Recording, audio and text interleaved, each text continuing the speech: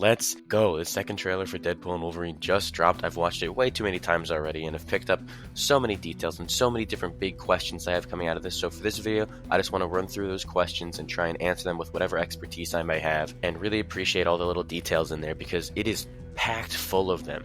And I think this movie is going to be incredible. It looks great. You can tell just how much care and effort they put into this. And just up top, my overall thoughts on this trailer are I think it looks better than the first one. That first trailer was great, but I really love how this one dives into more heart. It shows how flawed Wolverine is a character, and it shows how desperate Deadpool is to try and save the multiverse here. I think it looks incredible. I really just love how they focused more on Wolverine because the first trailer only gave us like an outline and a silhouette of him. So just seeing him in his full glory here, it is so satisfying, and it made me so happy to see him just walk around casually, seeing Hugh Jackman in a yellow Wolverine costume after all these years. And also, they gave Wolverine the sleeveless costume. I know a lot of people were wondering if they do it, and they actually did it, and he looks perfect. The only thing I'd change is maybe add the shoulder pads on there, but I'm not going to complain. We're seeing Hugh Jackman in a yellow Wolverine costume without the sleeves after all these years.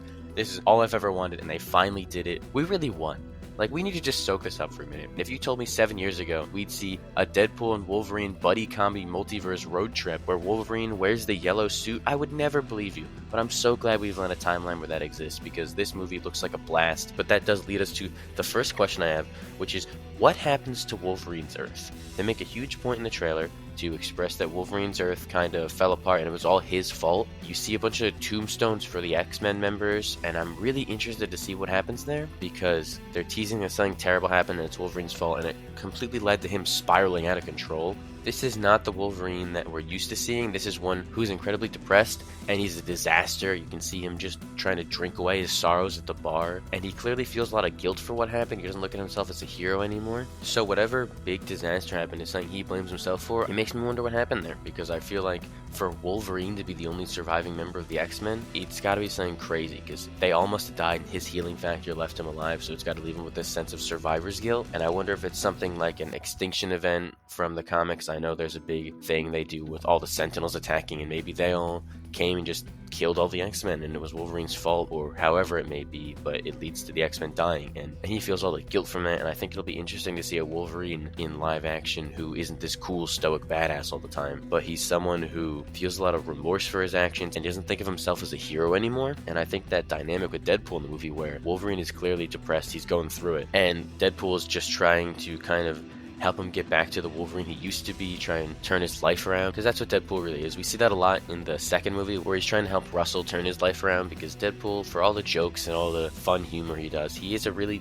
serious and caring character, and I like that they're getting into that here, and we're showing him try and help Wolverine and get him back to his former glory, all for the fate of the multiverse, which is really exciting because something is going on with the multiverse, and they're doing a good job of hiding it in these first two trailers. But my second question is, how is Wade about to lose everything? He's making it a really big point to tell us that he's going to lose everything, and it's why he's trying to go to Wolverine, because he needs his help. And Deadpool doesn't know how to save the world, but Wolverine does, which I think is a nice little detail in how they can help each other. But I think this is a much more simple answer here, because I think that an incursion is coming to his Earth, and I feel like Deadpool is trying to do anything he can to stop it, as the TVA recruit him to save this universe. They might have arrested him at first, but I think that the TVA brought Deadpool on board because he has a specific skill set where he can help stop this incursion from happening, from whatever is causing it. But I think that the incursion is going to be a huge part of this movie, because as we're starting to ramp things up for Avengers 5 and Secret Wars, you're going to have to start showing more incursions and including them in the MCU to kind of get people on board with that. And I think Deadpool and Wolverine is the perfect spot to do that. We can see just how deadly these incursions are as Deadpool's world is being threatened by one. Perhaps this is completely how they destroy Deadpool's universe in the first place, and show the consequences of an incursion where he loses an entire Earth and there's just nothing he can do about it. And I think that'd be a really smart thing to do to add stakes to the upcoming conflict. If incursions are already happening and we know the consequences of them, the tension's going to feel really strong when other universes like the MCU's main timeline are being threatened by these things. So I definitely think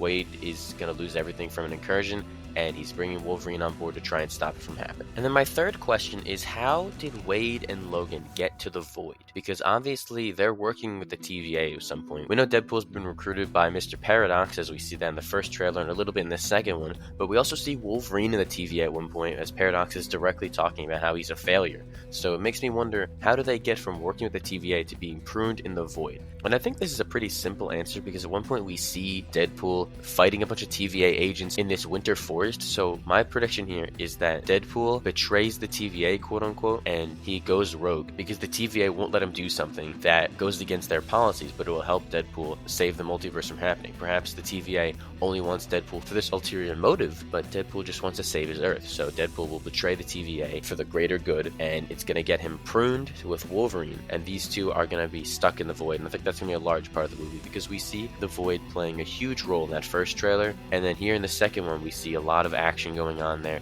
We see a lot of familiar faces. We'll get into that later, but I also wonder like how much of this movie is going to take place in the void because it's been a huge focal point of everything, and them getting there is something that I'm really excited to see how it happens because as we know from Loki, once you get to the void, you really can't get out of it. The only way that Loki and Sylvie did is by stopping the Alioth and going to the Citadel at the end of time. Everybody else has still been stuck down there. You can't really just escape the void, so I'll be interested to see, one, how they get down there, and two, how they get out. And while we're on the topic of the void, we need to talk about the cameos they've sprinkled throughout, because in the first trailer they showed us that Pyro was going to be back, but in here they do it in an even more casual way, where just in the background you see Lady Deathstrike and Azazel just standing there, as if that isn't a big deal seeing these characters back. Lady Deathstrike obviously played a huge role in X2 as William Stryker's bodyguard, while Azazel on the other hand is more interesting because he's the first character we have confirmation will be from the younger timeline, because he only appeared in X-Men First Class, so it's interesting to see that they're bringing in people from both timelines. One of my biggest questions going into the movie was if they were only going to be keeping things to that first original X-Men timeline before they did this reboot,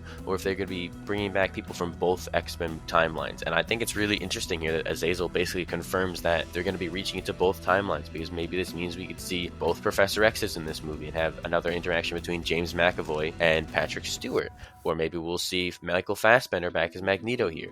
I don't know if they're going to do that or if they really even need to, but it opens up a whole new world of possibility knowing that all of these different X-Men are going to be from completely different timelines. Which leads to my next big question of who else is going to be in this movie? If they're willing to show these characters in here so casually, it makes me wonder who else is going to be in the movie that they're keeping a surprise for. Because you can also see Toad over there, I'm pretty sure. I can't really tell because he's hunched over and it's low quality, but I'm pretty sure that's Toad. So if that's 4 different characters we've already seen that they haven't even made a big deal about, I'm really interested to see who the big characters are. I'm hoping for James Marsden's Cyclops. He got done so dirty in those movies, and I would love for him to get a second chance and see him in that blue and yellow costume for once. So I'm hoping he gets to return. There's obviously been a ton of other rumored characters that I want to spoil because I'm chronically online and I see way too much of this, but I think it'll be interesting to see who makes the cut and who actually are these characters that get to be in the movie. I'm really glad that they're not making such a focal point on the cameos in this movie. I know that a lot of people are expecting this movie to just be a cameo fest without any story, but I love this trailer because they're not really talking much about the cameos and it's more about the story and the dynamic between Deadpool and Wolverine,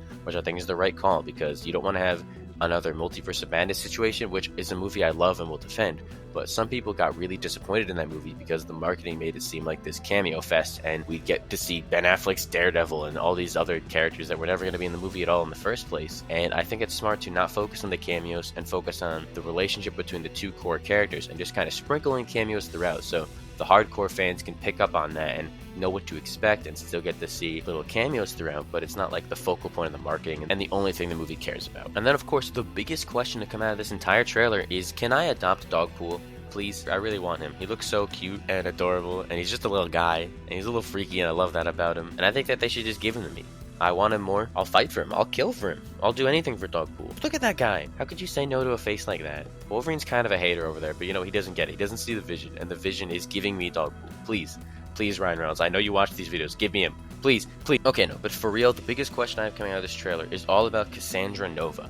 Because it's been rumored for a while that she'd be the villain in the movie, but now we have our first official look at her here, and I have so many questions regarding this character, because in the comics, in the most complimentary way possible, she is one of the weirdest characters in all of Marvel with the way she's Professor X's twin that he killed in the womb, and then she comes back for revenge, and I never thought we'd see her in live action, so it's already a surprise to see that. But I'm really interested to know what her role in this movie is going to be, because it seems like the threat is more of an outside force of nature that Deadpool and Wolverine are trying to stop. So Cassandra Nova looks to be this ruler of the void in the way she's living inside of a giant Ant-Man, which is insane, by the way. That Ant-Man is dead here, and they've hollowed out his body and used it as a base. That goes insanely hard. And I wonder how messed up of an individual is Cassandra Nova to be not only living in this Ant-Man, but controlling the void with all of these savages out here and all these people trying to just survive in this wasteland. And if she's the ruler, it has to mean she's doing something right. And I'm just really interested to see what her plan here is and what she's trying to do, because this character doesn't usually operate like this in the comics, unless I've missed a story. I'm not the most educated on Cassandra Nova lore. She seems more obsessive about Charles Xavier, so having her try and be this person who takes on the X-Men, who, yes, she does try and destroy the X-Men, but it's mostly out of spite for Charles. So I'm really interested to see this take on the character and see how she plays a role in the movie, because she obviously is going to be the big main antagonist of the film, and we see her going toe-to-toe and kind of kicking Wolverine's ass, which is wild. That is my biggest question from this whole trailer, is how does Cassandra Nova fit into the movie? Because in my head, I kind of have this outline of the movie where I think I understand what's going on, where you have Deadpool getting recruited by the TVA to stop something. He goes to get Wolverine. He helps Wolverine, and then the two of them get stuck in the void where now Cassandra Nova is antagonizing them. And I don't know how or why she would do that. And maybe Cassandra Nova's whole plan is to try and make these incursions happen so she could somehow get out of the void. I'm not sure. I haven't seen the movie yet, so just get all the way off my back about this. You know I haven't seen the movie. Just cut me some slack here. I'm trying my best. But I'm really interested to see how she fits into this puzzle, because Emma Corrin is a great actress, and I'm really excited to see what they do here. But I don't know how Cassandra fits into the movie, and I'm really interested to see what they do with the character. And my final question from this trailer is, who opened that portal?